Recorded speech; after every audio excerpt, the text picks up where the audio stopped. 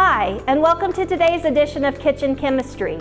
I'm Julie, an educator with the New Mexico Museum of Space History. And today our experiment is about insulators. An insulator helps an item to remain hot or to remain cold. And I was thinking about rockets that are going to outer space. You see, a rocket can only contain so much fuel. So rocket scientists have found that if the fuel is in a liquid state, it actually can hold more fuel. And so the two types of fuel that a rocket will use is liquid hydrogen and liquid oxygen. And those two liquids have to stay super cool to remain in liquid form. In fact, liquid hydrogen has to stay at negative 423 degrees, and liquid oxygen has to stay at negative 297 degrees. So the actual rocket has to have good insulation to keep those liquids nice and cool.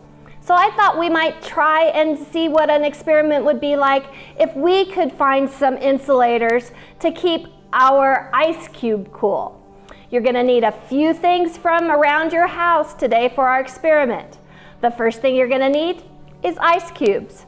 Then you're going to need some cotton balls, some scissors, masking tape.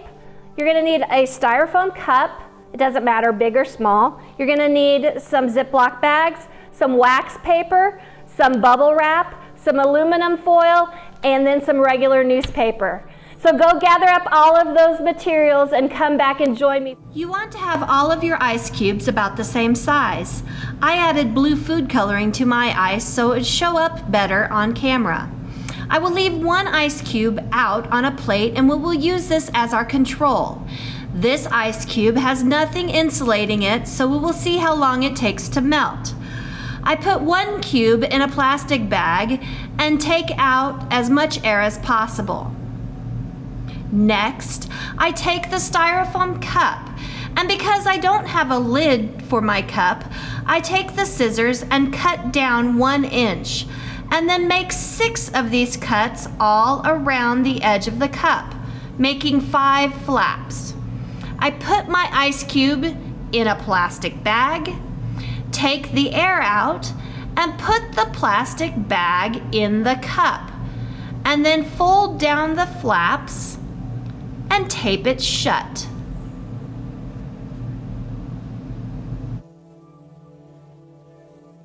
I then take the aluminum foil and wrap it tightly around the ice cube, and then put the whole bundle in a plastic bag.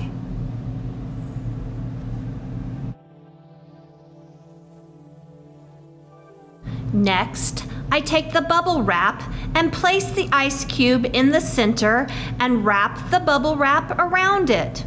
Once again, I place the whole bundle in a plastic bag. I take about 20 cotton balls and put them in a plastic bag, and then add the ice cube, making sure that the cube is covered on all sides with the cotton balls. Remember to take the air out of the bag when you close it. Next is the wax paper. Wrap the cube in the wax paper and put it in the plastic bag.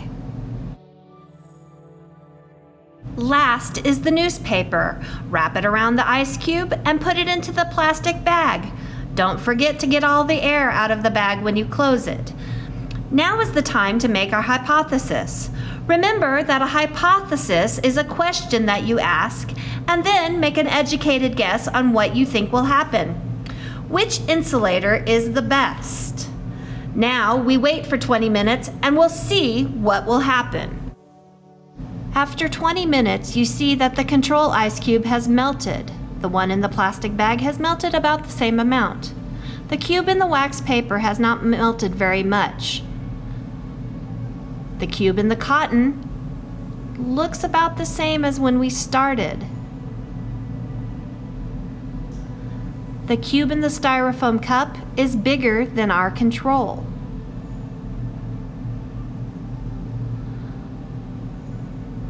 The bubble-wrapped cube is also bigger than our control.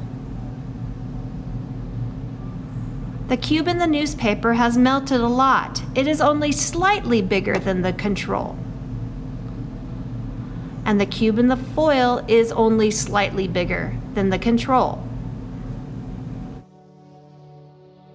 After 40 minutes, you see the control has melted more than the ice cube in the plastic bag.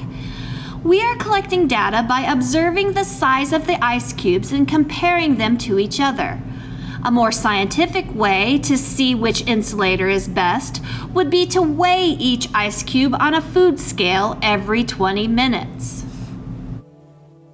The cube from the cup is bigger than the control. The ice cube in the bubble wrap has melted, but it is still bigger. The newspaper is really wet and the cube is only slightly bigger than our control. The cube in the foil has melted a lot and is smaller than our control ice cube.